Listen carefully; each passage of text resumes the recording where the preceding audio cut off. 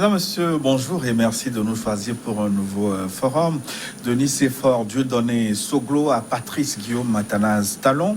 Le Bénin a connu en 30 ans de pratique démocratique pas moins de 4 chefs d'État élus. Peut-on en conclure que les Béninois ont de ce fait une expérience maîtrisée du jeu de l'alternance politique? Mais alors, pourquoi les partis politiques se sont-ils affaiblis au fil du déroulement du jeu démocratique? Et puis, quelles sont les conditions d'une alternance viable en Afrique, en dehors du principe de la limitation de mandat, autant de zones d'ombre qui nous ont amenés à faire venir sur ce plateau aujourd'hui pour questionner le jeu de l'alternance et comment le jouer. Docteur Nadin Taiwo Kokode, qui nous fait l'honneur d'être présent. Docteur Kokode, bonjour. Bonjour, Monsieur Bokor, comment allez-vous? Je vais très bien. Parfait. Merci beaucoup, merci de nous recevoir. Peut-être que vous vérifier les fondamentaux, comment vous les appelez, les constantes. Hein, exactement, vous savez, c'est bien la déformation professionnelle de toujours demander comment va son interlocuteur quand on est médecin. Mais je sens que vous allez très bien. En pleine forme.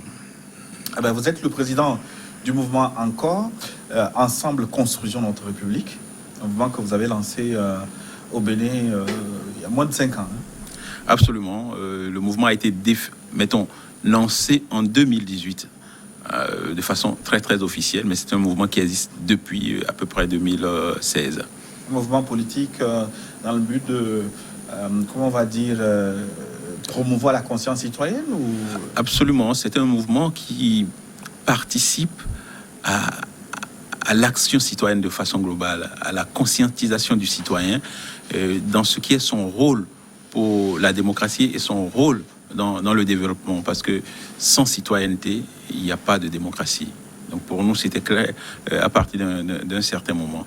Donc Encore est né en quelque sorte de plusieurs travaux que nous avions déjà eu à faire et que nous faisons avec des enfants. Nous nous sommes dit, maintenant, il faut que nous nous occupions des adultes, parce que c'est pas parce qu'on est adulte qu'on est forcément un bon citoyen. Mais vous êtes plutôt médecin de profession. Un médecin, c'est plutôt bistouri, stéthoscope.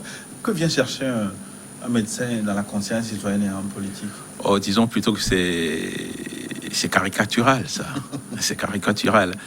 Non, moi, j'ai grandi dans des milieux associatifs. Dans des milieux associatifs de conscientisation citoyenne. Et je pense que le premier milieu associatif, qu'on aime les églises ou pas, c'est les églises. Après, j'ai eu des responsabilités à l'université, donc j'ai créé des associations, dont la première grande association que j'ai créée, c'est l'association des élèves étudiants et scolaires du Bénin au Mali, donc qui nous a permis de mettre en place une sorte d'entraînement pour la démocratie. Voilà, ça nous a permis de rassembler les Béninois qui étaient au Mali au-delà des étudiants et des scolaires, et ça nous a permis de faire vraiment le jeu de l'alternance démocratique, et ça nous a mis, je crois, de plein pied. Après cela, nous avons créé en France l'Union des praticiens et acteurs de santé et France-Bénin, donc naturellement pour la même chose, et c'est bien, presque tout naturellement, j'allais dire de nouveau, que nous sommes arrivés dans l'arène politique. Ça veut dire que vous avez étudié à Bamako aussi. Absolument. Mais je crois savoir que vous avez fait le lycée au Togo, vous avez étudié en France, finalement. Oui, j'ai eu mon bac ici. J'ai eu mon bac au collège protestant à Lomé. Et puis après un petit passage à Cotonou, je suis allé faire ma médecine à l'école nationale de médecine de Bamako, qui est devenue faculté de médecine d'odontostomatologie FM Post. Mais pour vous, une parenthèse rapide, pourquoi vous intéressé à la médecine? C'est encore l'Église, vous savez. J'avais gagné un prix d'études bibliques, je devais avoir 7-8 ans, et ce prix, c'était un livre, et le livre, c'était Docteur Barnados. Et ce Docteur Barnados, pour être très simple, il s'occupait des indigents. Voilà, et ça m'a donné envie d'être médecin. Et je me suis battu depuis l'âge de 8 ans pour être médecin, et j'ai pu l'être. Pour être médecin en France, est-ce que vous ne sentez pas que vous avez quelque peu délaissé les vôtres, vos concitoyens au Bénin? J'ai pas été médecin en France, j'ai fait ma médecine au Mali. je suis allé faire ma spécialité en France et puis j'y suis resté parce que vous savez, quand vous rentrez dans des pays où vous avez la sécurité, vous avez une certaine sécurité alimentaire, vous avez la sécurité démocratique, vos droits sont respectés, il y a un certain nombre de choses qui sont respectées, vous vous y plaisez. Et vous restez plus longtemps. Je suis parti en France pour rester 5 ans pour ma spécialité. J'ai fait 22 ans en France. Voilà. Mais est-ce que ce n'est pas trop facile, le simple fait de dire que les milieux dans lesquels, les milieux d'où vous venez sont difficiles, c'est pour ça que vous optez pour l'étranger? J'ai jamais dit ça. J'ai dit, je suis allé faire ma spécialité. En tant que médecin, ce que je voulais faire, je ne pouvais pas le faire au Bénin. Ça, c'est sûr. Je ne pouvais... C'était difficile d'accès en Afrique aussi.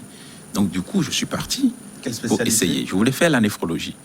Et je me suis rendu compte là-bas aussi que c'était très difficile d'accès pour les étrangers comme moi. Et voilà, aujourd'hui, je suis médecin urgentiste et je suis content de l'être. Alors, on aura peut-être l'occasion de reparler d'en parler, absolument, de la médecine. Oui. Le temps de dire que vous avez été candidat même. Disons, j'ai failli être candidat recalé, absolument, à la présidentielle d'avril 2021 au Bénin. Vous nous direz peut-être pourquoi cette envie vous a pris de vous jeter dans la bataille électorale au Bénin, dans des conditions très difficiles. Bon, là aussi, ce n'est pas une envie soudaine, c'est un travail qui a été fait depuis des années et on s'est dit, bon, quand on aura un certain âge, nous allons participer au devant de la scène politique au Bénin. Mais nous ne savions pas que ce serait dans les conditions que nous avons rencontrées en 2021. Ceci étant, nous connaissions les conditions. Donc, quand nous avons pris la décision de participer à ces élections, nous savions que nous ne pouvions pas aller au bout du fait des lois qui avaient été mises en place. Mais lorsqu'on ne force pas les portes, elles ne s'ouvrent pas. Nous sommes allés pour éprouver le système que le président Patrice Talon a mis en place avec ses députés, son assemblée monocolore. Nous sommes allés éprouver le système pour démontrer à la classe politique nationale et à la classe politique internationale que ce système-là n'était pas viable. Il n'était pas viable. Et il fallait avoir le courage de le faire. Contre vents et marées, nous l'avons fait et nous sommes contents de l'avoir fait. On aura l'occasion de reparler de tous ces sujets.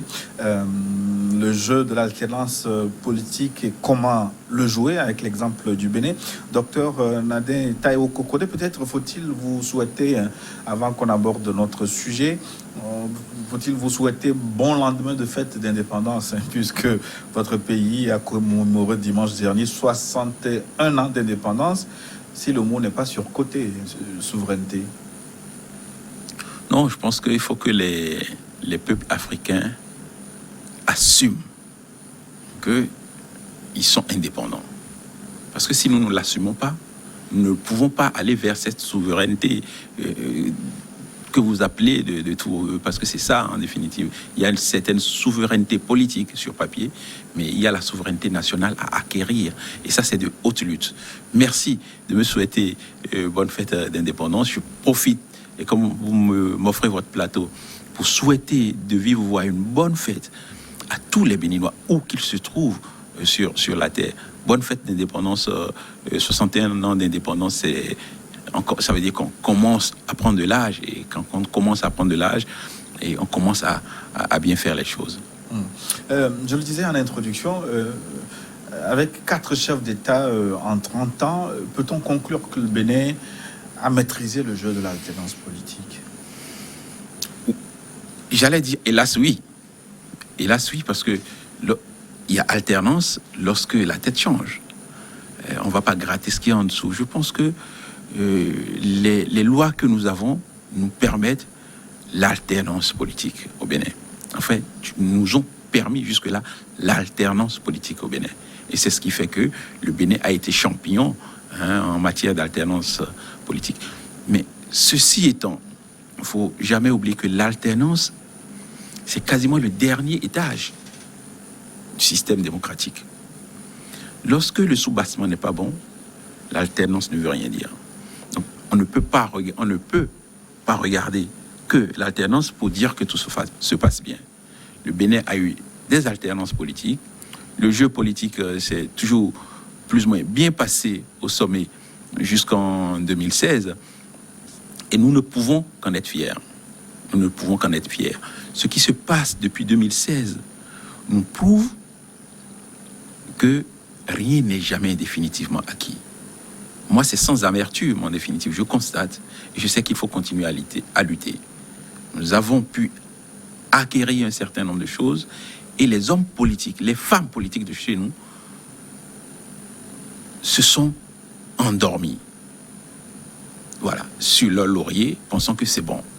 Nous avons la preuve depuis 2016 que ce n'est pas bon et qu'il faut redoubler d'efforts pour garder et sauvegarder ce que nous avons eu à la conférence des forces vives de la nation et ce que notre constitution de décembre 90 nous a octroyé comme droit, comme liberté et comme liberté politique, comme liberté de parole.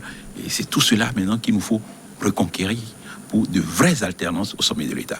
Et donc vous voulez dire que l'alternance a été en quelque sorte l'arbre démocratique qui a caché la forêt des problèmes de gouvernance et des problèmes institutionnels au Bénin? Oui, au Bénin et partout en réalité, en définitive, en Afrique.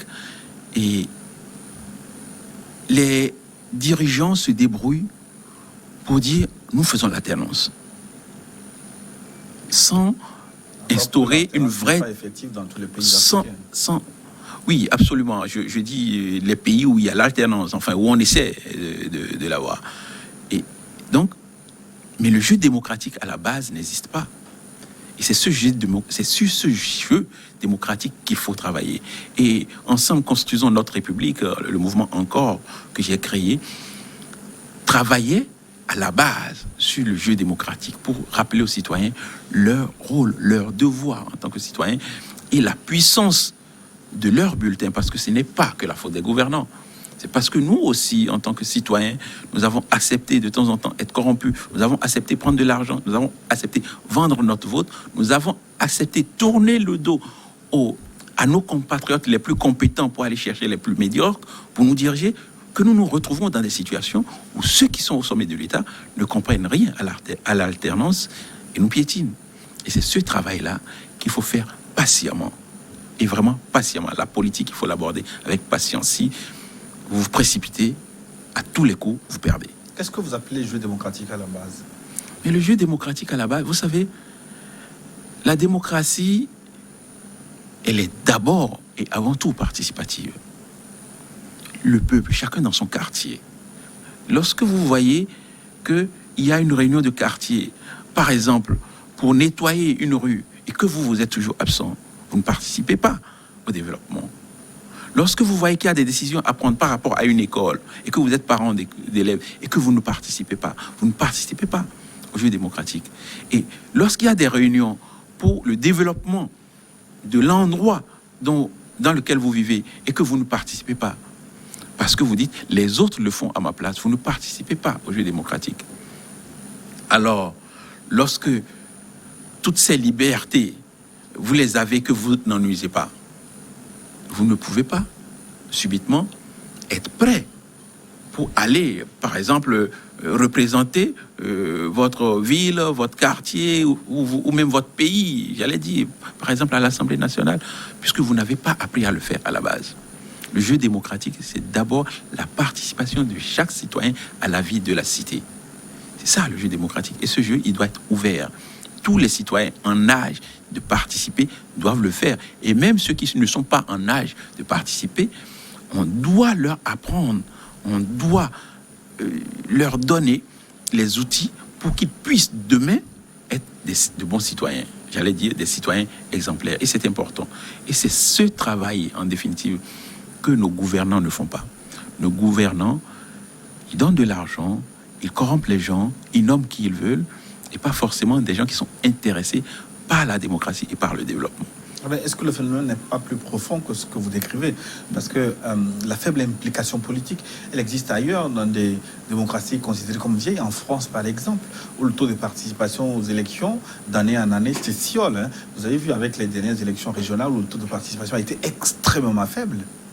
Oui, mais là, vous parlez des élections régionales, c'est ça, je suppose, en France. Je n'aime pas qu'on compare, qu'on extrapole par rapport à ce qui se passe chez nous. Parce que la France est une vieille démocratie.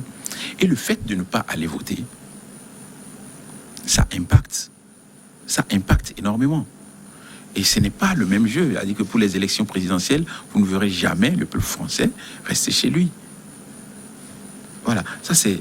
Mais de l'autre côté, le problème que vous posez est un problème important parce que vous parlez là, globalement, des institutions. Si vous n'avez pas des institutions qui sont fortes, qui sont solides, qui donnent confiance au peuple, le peuple ne sort pas. Si le peuple n'est pas sorti en France, dont vous parlez pour les élections, c'est parce qu'ils n'ont plus confiance en ces institutions pour lesquelles ils votent, ou bien qu'ils n'acceptent pas j'allais dire les lois, qui n'acceptent pas un certain nombre de choses qui leur sont imposées du haut. Regardez ce qui se passe pour le fameux Covid-19 actuellement, où si vous n'êtes pas vacciné, vous êtes considéré comme un mauvais citoyen. J'ai lutté, j'ai milité pour les gestes barrières, j'ai des forats sur lesquels on travaille. On demande aux gens de se protéger. Mais à partir du moment où les libertés individuelles commencent à être égratignées, moi, je ne suis plus d'accord. J'estime qu'il y a quelque chose qui ne va pas. Si le citoyen lambda ne peut pas se lever pour aller se faire vacciner, si son médecin n'arrive pas à le convaincre, c'est qu'il y a un problème. Parce que c'est une question de liberté, puisque vous m'ouvrez une brèche, je vais m'engouffrer pour saisir l'occasion, puisque vous êtes médecin, pour vous interroger sur cette question de vaccin. En tant que médecin, est-ce que vous croyez vraiment à l'efficacité de ce vaccin pour une maladie dont on dit qu'elle n'est pas immunisante, hein? Est-ce que ce vaccin est utile, docteur Kokode? Je ne pourrais pas vous répondre sur la question. C'est pas que je fuis la question, mais en tant que médecin, vous n'êtes pas préparé pour non, ce n'est pas ça. J'ai les réponses, mais elles vont en appeler d'autres. Je pense que lorsqu'on demande d'aller se faire vacciner, c'est qu'il y a un pool de scientifiques qui ont fait le travail et qui ont vu qu'on pouvait aller se faire vacciner. Toutes les polémiques que nous avons aujourd'hui, c'est parce que nous avons les réseaux sociaux. Voilà, c'est aussi simple que ça. Quand vous regardez l'histoire de tous les vaccins, ça a toujours été ce que nous vivons aujourd'hui. Aujourd'hui, l'information va beaucoup plus vite et les anti-vaccins primaires ont autant de capacité de nuisance que les vaccinophiles qui se battent pour que les populations soient vaccinées. Moi, mon seul problème par rapport à la vaccination, c'est l'Afrique. L'Afrique qui n'a pas été touchée. L'Afrique où la prévalence ou l'incidence de cette maladie dans certains endroits vraiment est négligeable. Est-ce qu'il faut vraiment vacciner toute la population? Ça, c'est une question qui reste ouverte. Et j'aimerais qu'on ne l'aborde pas ici, puisque nous ne sommes pas là pour ça. C'est l'objet de cette émission. Sinon, j'ai beaucoup d'autres questions. Mais je reviendrai volontiers pour ça, on a le temps. Oui. Donc, je voudrais revenir au Bénin. Quand vous me dites que l'alternance est un peu le toit qui a caché la mauvaise fondation de la démocratie béninoise, je ne suis pas totalement d'accord avec vous. Parce qu'au Bénin, on avait quand même des institutions plus ou moins forte, la Cour constitutionnelle emblématique, il y avait une autorité qui organisait les élections, plus ou moins respectée, la Sénat, une société civile jusque-là très bouillante. Est-ce qu'il n'y avait pas toutes les conditions pour faire une bonne sauce démocratique? Eh bien, vous voyez, tout est presque dit. Nos institutions sur le papier sont des institutions solides. Le législateur au Bénin a fait un travail extraordinaire. Le constitutionnaliste qui a fait notre constitution, il a bâti du solide. Mais c'est toujours la même chose. Lorsque vous mettez le meilleur outil dans les mains de gens qui ne sont pas bons, ils ne savent pas quoi en faire. C'est ce qui s'est passé au fil du temps chez nous. Nous n'avons pas pu sécuriser notre constitution. Nous avons laissé nos envies personnelles, j'allais dire le clientélisme, la corruption entrer en politique et par tous les pores. Et c'est pour cela que nous en sommes là aujourd'hui, que les institutions dont vous venez de parler, que ce soit l'Assemblée nationale, que ce soit la Cour constitutionnelle, que ce soit la Commission électorale nationale autonome de la que ce soit notre Cour suprême, que ce soit la Commission, la Sénat, toutes ces structures ont pris de l'eau. Aujourd'hui, au Bénin, le président de la Cour constitutionnelle, c'est quand même l'avocat ou l'ancien avocat, je dis ancien, je ne suis même pas sûr, du président de la République. Mais un avocat est un avocat. Voilà. Est-ce qu'il y a un mal qu'un avocat soit président de la Cour Donc, comment constitutionnelle? voulez-vous que quelqu'un qui défend les intérêts de son client puisse défendre les intérêts de l'État? Mais voilà, ça c'est la première chose. L'avocat de Patrice Talon, c'est ça la question. Je n'en sais rien, mais je dis, vous savez, quand vous avez été avocat de quelqu'un, vous êtes lié par un certain nombre de lignes, au moins de confidentialité. Voilà, donc ça veut dire que dans ce Bénin, il n'y a personne, à part cet avocat, de M. Talon, pour être à la tête de notre Cour constitutionnelle. Lorsque vous prenez le ministre de la Justice, qui est un autre de ces avocats, est-ce que vous êtes sûr que la justice se fera? C'est ça, en fait, le problème des institutions. Mises dans des mains de gens qui ne comprennent pas la force. Et à partir de cet instant, vous fragilisez. Mais ce n'est pas Patrice Talon qui a créé. Non. C'est-à-dire que lui, il a trouvé la brèche. Il a élargi. Il s'est engouffré là-dedans. Et c'est pour ça qu'il nous faut aujourd'hui faire un diagnostic de ce qui ne va pas au Bénin. Il faut avoir le courage de faire un diagnostic. Ce n'est pas Patrice Talon qui, le premier, a créé la corruption pour aller à l'Assemblée nationale. Nous savons que c'est dès la deuxième législature. Il n'était pas sur le terrain. En tout cas, je ne crois pas en ce moment-là. Aujourd'hui, la jeunesse béninoise, aujourd'hui, la population béninoise doit avoir le courage de faire le bon diagnostic pour pouvoir aller vers les bonnes solutions. Je dis à quelque chose, malheur est peut-être bon pour nous. Nous avons eu quelqu'un qui ne respecte rien, qui ne respecte aucune loi, qui ne respecte personne, qui ne respecte que sa propre personne, qui est venu mettre le pied dans le plat, qui est venu tout dézinguer, pour utiliser... Voilà, qui est venu tout dézinguer, qui nous a montré que rien n'est jamais définitivement acquis. Oui, on va revenir à la critique de la gouvernance Talon pour que vous puissiez démontrer tout ce que vous avez dit. Mais je voudrais comprendre davantage ce qui a provoqué cette brèche dont vous parlez, dans laquelle s'est engouffré le président Talon.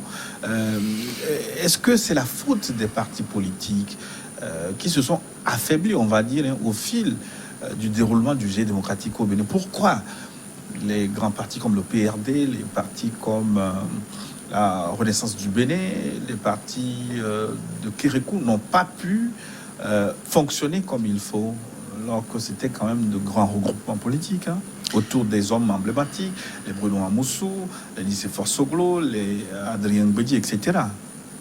Oui, alors, déjà, on va peut-être un peu rectifier. Je ne pense pas que le président Mathieu Kérékou ait eu un parti. Voilà. En tout cas, il a défendu les couleurs d'un parti.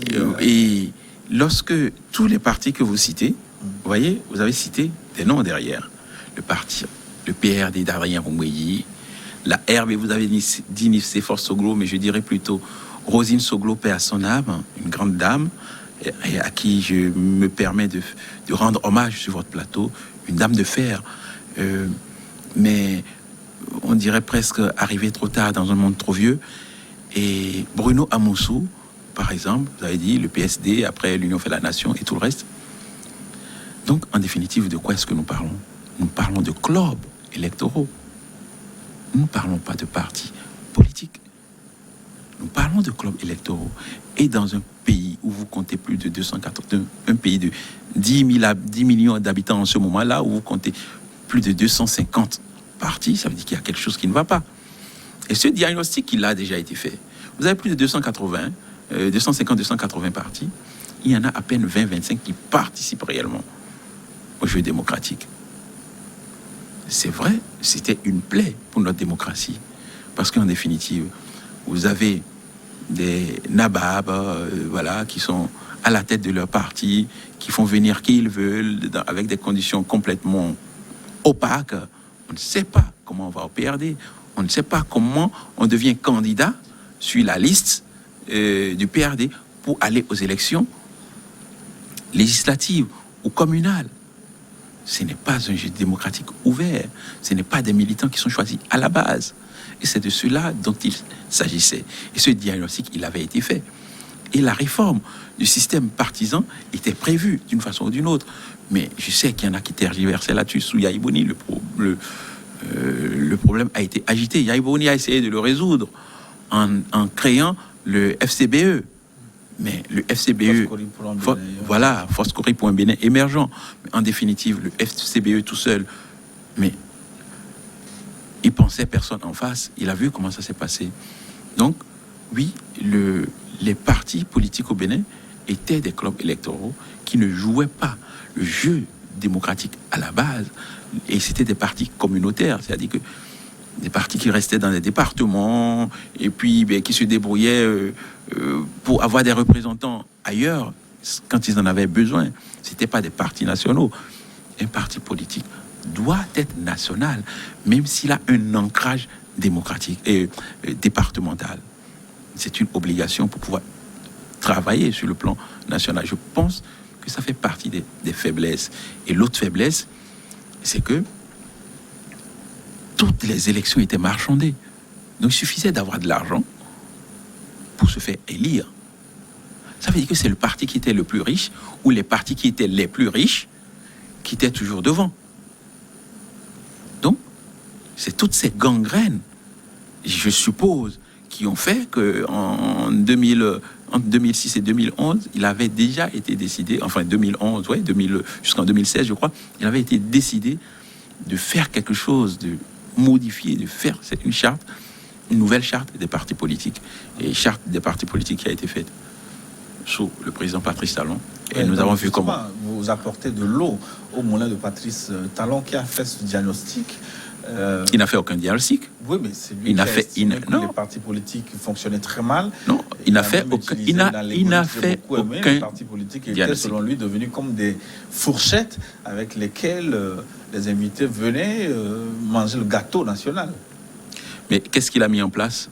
C'est pas des fourchettes qu'il a mis en place. Là, on n'a plus besoin de prendre la fourchette pour aller à l'assiette. Maintenant, on y va avec la main. Et à pleine main, peut-être à deux mains, pour abonder dans ce que vous dites. Vous savez, le diagnostic a été fait. Et le mot diagnostic, je l'aime bien parce que je suis médecin.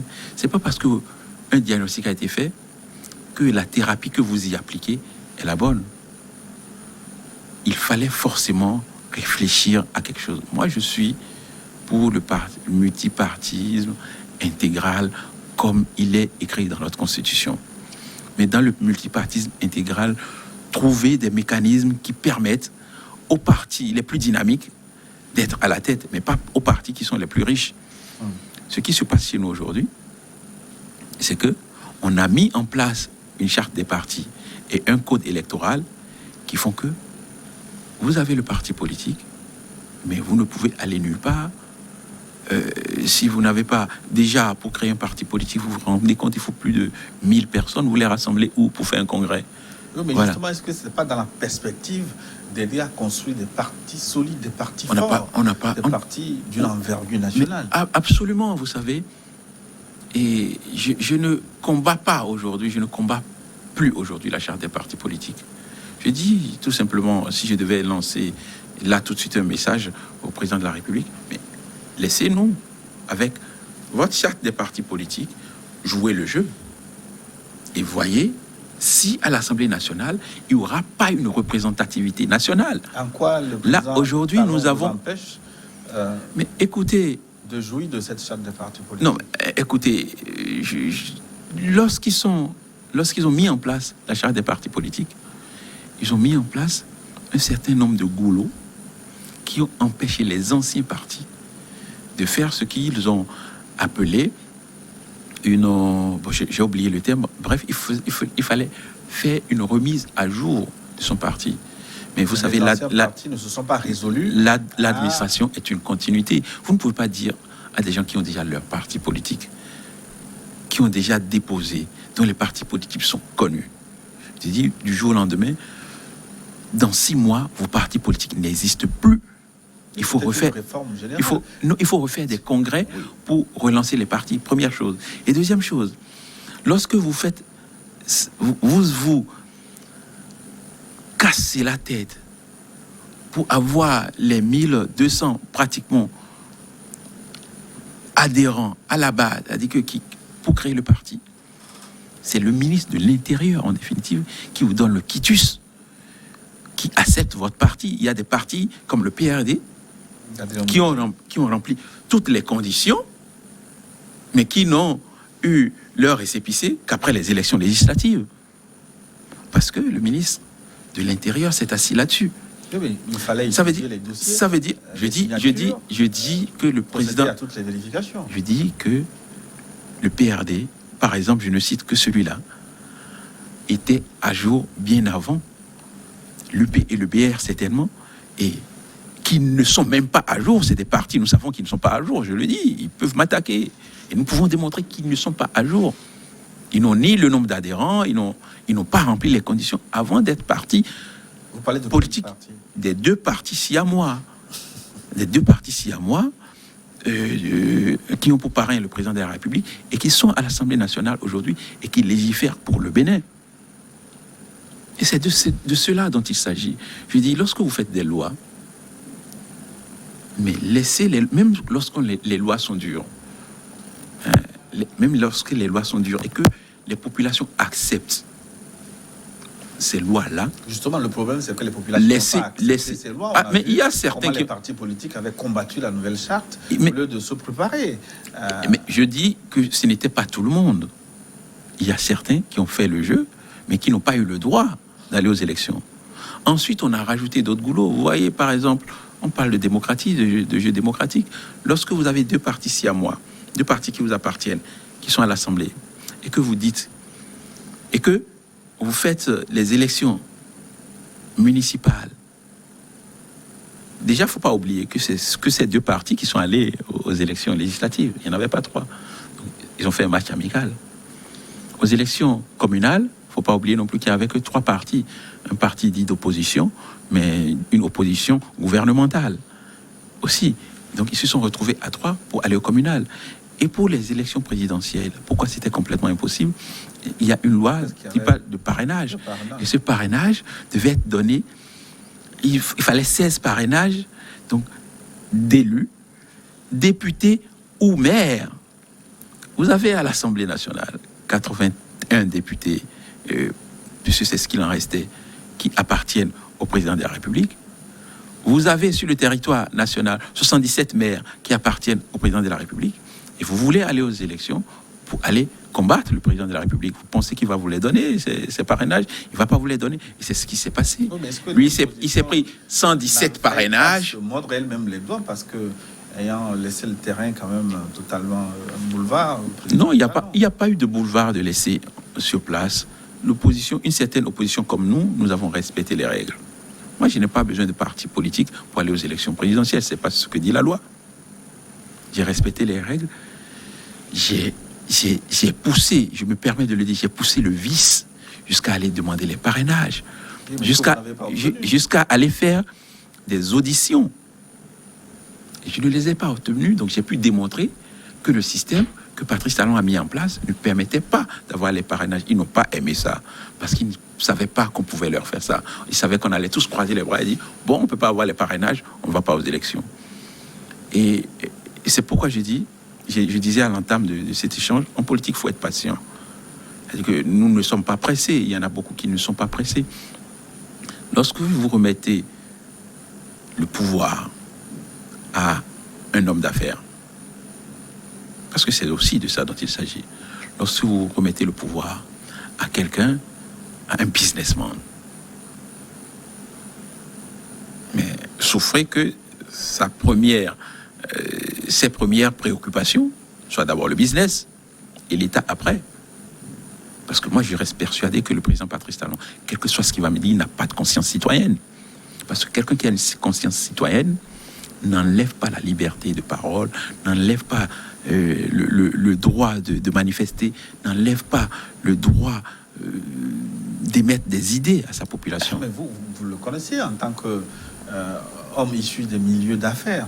Et pourtant, on peut dire que vous n'avez pas les mains totalement blanches pour ceux qui ont dit oui à l'arrivée de Patrice Talon. Personnellement, je ne me reproche absolument rien. Quand Patrice vous n'êtes pas opposé à son... Mais c'est le jeu démocratique. La population l'a élu. Parce que celui qui était là 10 ans avant n'a rien fait pour que quelqu'un qui n'a pas de conscience citoyenne ne soit pas élu. Parce que, oui, c'est vrai, c'est tellement la faute au président Yahya Boni, qui n'a pas été exempt de reproches non plus. Oui, mais voilà. Le président Yahya Boni, qui était un anti-système, un président non issu d'un parti politique, vous voulez dire que lui aussi il a échoué, lui qui n'avait pas d'appareil politique? Bien sûr qu'il a échoué. Bien sûr que Yahya Boni a échoué. Bien sûr, il faut oser le dire. Yahya Boni a échoué.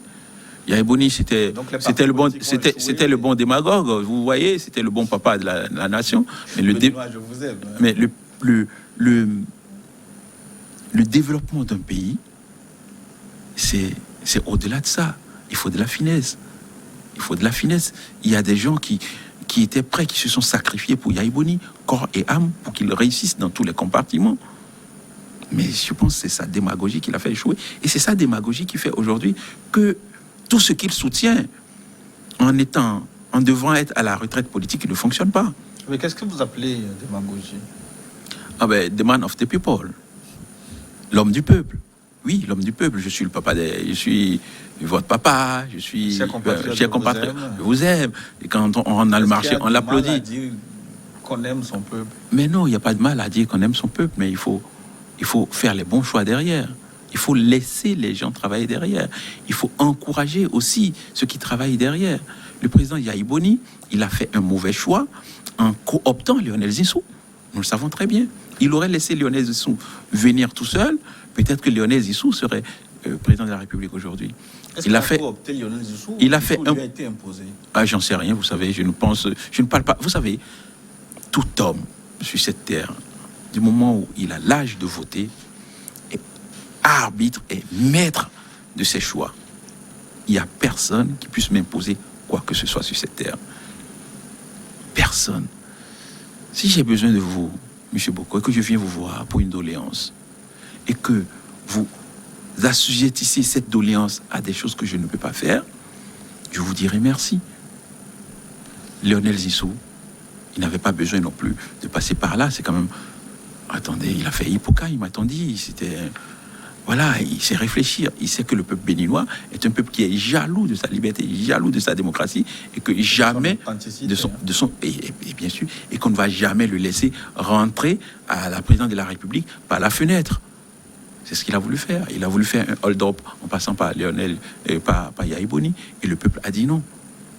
Donc voilà. Mais le problème ne se pose plus en ces termes aujourd'hui. Nous avons un président de la République qui a entrepris des réformes, qui lui-même a fait un hold-up électoral, qui lui a permis de se faire réélire, et qui est là pour 5 ans, normalement, et que, aujourd'hui, doit, s'il veut que le Bénin se relève, réouvrir le jeu démocratique, les élections. Moi, je dis, les lois dont vous parlez sont déjà là.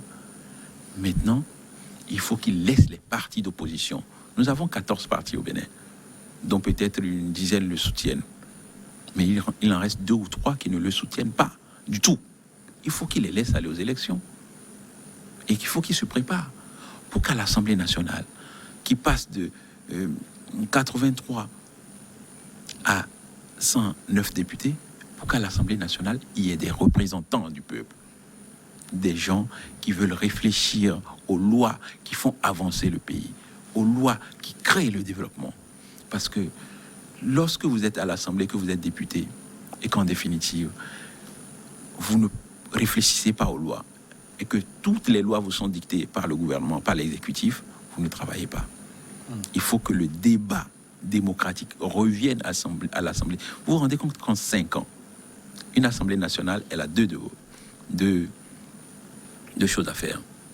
Faire les lois et contrôler l'action du gouvernement. En 5 ans, de 2016 à 2021, aucun ministre de la République n'a eu à répondre devant l'Assemblée nationale. Voilà, on n'est plus en démocratie quand c'est comme ça. Qu'il y a une forme d'orthodoxie financière qui a été mise en place. À vous entendre, c'est comme si le président Talon a détruit les acquis démocratiques arrachés de haute lutte par les Béninois. Oui, malheureusement. Malheureusement. Mais ce n'est pas la faute à Talon. Vous savez, aucun chef d'État ne peut faire ce genre de choses tout seul. Je parlais de l'Assemblée tout à l'heure. Il y a eu la 7e, il y a eu la 8e législature sous Patrice Talon. La 7e législature, ce n'est pas Patrice Talon qui l'a mise là. En tout cas, ce n'est pas en son temps que ça a été fait. Ils ont fait quoi pour empêcher les lois liberticides qui ont été votées? Ils ont voté les lois liberticides qui ont permis à Patrice Talon après de faire main basse ou de détruire tout le reste derrière. Aujourd'hui, nous avons une constitution qui est querellée parce qu'elle a été changée de nuit. Aujourd'hui, nous avons une loi électorale qui en réalité n'est pas viable. Nous savons qu'elle n'est pas viable. Mais l'opposition dit, mais il n'y a pas de souci. La loi est dure, mais c'est la loi. Il n'y a pas de souci. Mais nous allons rentrer dans la danse avec vos lois. Et nous allons vous battre avec vos lois. C'est ce que nous disons. Mais laissez-nous travailler. On ne peut pas laisser cette, j'allais dire, démocraticide, une néologie perdurer au Bénin. Mais ce qui me pose problème avec vous, c'est que le président Talon, en tout cas pour une fois, il a fait connaître ses intentions, pas ses promesses électorales. Il a été élu sur des promesses. Tout ce qu'il dit aujourd'hui, tout ce qu'il fait, il a dit durant la campagne. Donc il a été élu sur ses promesses. Mais quand vient le moment de la mise en œuvre, pourquoi vous pensez qu'il remet en cause les acquis démocratiques? Le président Patrice Talon a été élu sur les promesses, il n'en sait rien. Ce qui est sûr, c'est qu'il a été... Tout ce qu'il dit aujourd'hui, tout ce qu'il fait, il a dit. Non. Tout ce qu'il fait, il n'a pas dit. Il n'avait pas dit qu'il allait détruire la démocratie. Oui, mais moi, je l'ai entendu dire qu'il va compromettre la paix. Non, le président Patrice Talon a dit qu'il... assurer le développement. Oui, mais il était déjà élu. Il était déjà élu quand il a dit qu'il allait compromettre la paix durablement pour assurer le développement. Oui, mais la charte des partis politiques, il a dit... mais la charte des partis politiques, c'est un vieux sujet, c'est un sujet qui existait depuis, que tous les politiques appelaient de leur vœu. Ce n'était plus vivable. Mais ce n'est pas pour ça qu'il faut créer un bicéphalisme qui tend vers un monocéphalisme. C'est ce qui est arrivé.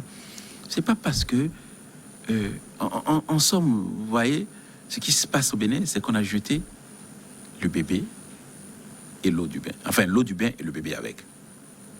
Voilà ce qui se passe au Bénin. C'est-à-dire, on part de l'intention. Vous voyez, sous le président Nicéphore Soglo, qui n'arrivait à rien faire à l'Assemblée, ce qui a entraîné la création de la RB, de la Renaissance du Bénin. Pendant quasiment 3 ans et demi, il a utilisé des ordonnances. Quand le président Kérékou est arrivé derrière, pour ne pas se faire emmerder, j'allais dire, excusez-moi le terme, par l'Assemblée, il a laissé faire. Il s'est fait élire, il a laissé faire. Quand Yaïbouni est arrivé, mais il a eu les mêmes problèmes avec l'Assemblée nationale. Ça veut dire que le diagnostic, par exemple, du fait que l'Assemblée nationale, lorsque ses intérêts ne sont pas respectés, ne sont pas, j'allais dire, assouvis, est un blocage pour l'exécutif. Ce diagnostic a été fait depuis les années 90 sous le président Nicéphore Soglo. Ça, nous le savions. Et c'est pour ça qu'il y a eu des regroupements pour pouvoir faire avancer les choses. Mais ce n'est pas autant pour cette raison qu'il faut créer une assemblée monocolore. C'est tout ce que j'essaie d'expliquer. Il faut mettre en place des mécanismes, par exemple, qui font que l'Assemblée nationale ne peut pas bloquer complètement le vote du budget national. C'est des choses qui sont arrivées chez nous. Il faut empêcher ça. Et on peut, il y a même des réflexions déjà par rapport à ça. Vous ne venez pas et dites, bon, comme il en est ainsi, je mets une assemblée monocolore, et puis je fais toutes les dépenses, et c'est après avoir fait les dépenses que j'amène à l'Assemblée, je viens voir, et puis vous validez. Vous validez, vous ne pouvez plus contester. Le budget national a été entamé. On a déjà touché, voilà, vous avez déjà signé au nom de la République sans que l'Assemblée nationale n'ait contrôlé votre action. On ne peut pas gouverner un pays comme ça. Nous ne sommes plus en démocratie, nous sommes presque en monarchie. Voilà. Est-ce que ce procès que vous faites au président Talon, est-ce qu'il est juste parce qu'il y a beaucoup d'autres voix qui se lèvent pour apprécier le travail qu'il est en train d'opérer, c'est-à-dire des réformes pour asseoir un État fort, un État solide, capable de conduire le développement? Je suis persuadé que si vous allez en Corée du Nord aujourd'hui, vous verrez que la majorité de la population applaudit. Et lorsque vous jetez un coup d'œil dans le rétroviseur, vous voyez très bien que la majorité des Allemands ont accepté Hitler. Hitler n'a pas fait un coup d'État pour venir au pouvoir. Il est arrivé avec des idées bien claires. Le peuple, vous savez, est manipulable à loisir. Et c'est pour cela que les institutions, parce que le président de la République, c'est une institution. Et malgré tout ce que je suis en train de vous dire ici, je n'accepterai jamais qu'on attaque l'institution président de la République que représente le président Talon. Lorsque vous avez dans vos mains un pouvoir aussi grand que celui-là, vous en usez avec parcimonie et pour le développement du pays. C'est ce que on a l'impression que le pouvoir a brûlé les mains du président Patrice Talon. Mais voilà. La grande question qu'on se pose, c'est où est partie cette société civile béninoise si dynamique qui avait barré, on va dire, la route au président Kérékou quand il exprimait les velléités de modification de la Constitution pour faire un troisième mandat. Kérékou n'a jamais exprimé ses velléités. On lui a prêté cette idée. Parce que moi, en tant qu'homme politique, si j'accepte, c'est pas bon. Kérékou n'a jamais dit ça et on lui a prêté cette intention et quand il a vu que ça, il a dit non, j'en veux pas. En tout cas, on connaît cette société civile très active, mais pourquoi elle s'est totalement tue devant la situation? C'est qu'elle apprécie ou la force de l'argent, vous savez. La force de l'argent. Vous savez, la société civile, elle était très dynamique, elle était très bagarreuse. Mais je pense que elle était financée aussi entre-temps pour faire un certain nombre de choses. Ça, c'est ma première appréciation. Ma deuxième appréciation, c'est que vous savez, au Bénin aujourd'hui, vous ne pouvez pas vous regrouper à plus de 4 pour discuter de politique. C'est dans la loi. Si vous n'êtes pas un parti politique, vous n'avez plus le droit de discuter politique. Est-ce que le Bénin a les moyens de contrôler les regroupements jusque dans les maisons? Absolument, je vous assure que... Mais, ça, on va en reparler. Oui, donc ça veut dire que globalement, la société civile a été muselée par la loi. Et par les espèces sonnantes et trébuchantes. On va reparler, on va creuser davantage ces questions. De même que le discours sur la dictature du développement, est-ce que ce discours vous séduit? Je vous interrogeais aussi sur vos intentions pour la prochaine élection présidentielle au Bénin en 2025. Est-ce que vous restez candidat? Est-ce que vous maintenez votre témérité? On va parler de tous ces aspects dans la seconde partie de New World Forum là, mais nous marquons une pause pour une nouvelle édition du journal. Nous nous retrouvons dans une dizaine de minutes pour la dernière partie de New World Forum. À tout de suite.